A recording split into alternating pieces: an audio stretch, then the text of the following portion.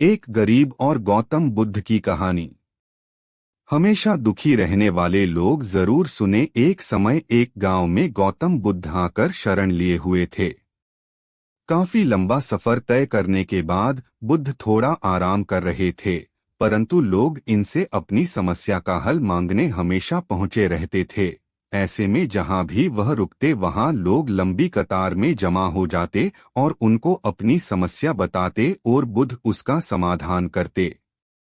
उसी गांव में एक सड़क के थोड़ा किनारे पर एक भिखारी बैठा करता। वह यह रोज देखता कि लोग अपने दुख दर्द और अपनी गंभीर से गंभीर रूपी समस्या को लेकर आते हैं, और जब वहां से जाते हैं तो उनका चेहरा बेहद खिलखिला रहा होता है। वे मुस्कुरा रहे होते हैं और नए जोश के साथ भरे दिखते हैं। भिखारी के मन में यह विचार आया कि क्यों न वह भी बुद्ध के पास जाए, उन्हें अपना हाल कह सुनाए, परंतु वह डरता था। इसके बाद एक दिन गहरे चिंतन के बाद वह भिखारी बुद्ध के पास गया।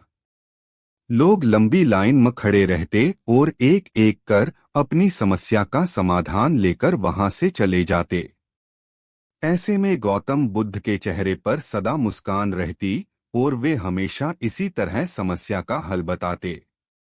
भिखारी भी जब उनके पास पहुंचा तो उन्हें प्रणाम करता हुआ बोला, हे भगवान, इस जगह पर सारे लोग खुश व समृद्ध है, पर मैंने तो ऐसा कुछ नहीं करा जिससे मेरे को जीवन का दुख झेलना पड़ रहा है। फिर मैं इतना गरीब और निर्धन व्यक्ति क्यों हूँ?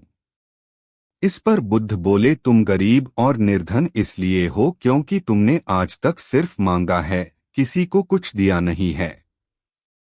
तो वहां खड़े लोग सब हैरान रह गए और सबके मन में यह सवाल उठने लगा कि यह गरीब किसी को क्या दे सकता है।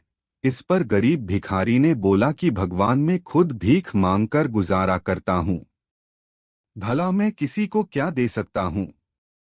भगवान बुद्ध थोड़ी देर चुप रहे, फिर चुप्पी तोड़कर बोले कि तुम्हारे पास बहुत कुछ है देने को। ईश्वर ने तुम्हें बहुत कुछ दिया है बांटने के लिए, जिसमें सबसे पहले तुम्हारे यह दो हाथ है जिनसे तुम लोगों की मदद या सेवा के लिए इस्तेमाल कर सकते हो। तुम्हारे पास मुस्कुराहट है जिसे देकर तुम दूसरों में नई ऊर्जा का संचार कर सकते हो। मुंह से दो मीठी बातें बोल सकते हो।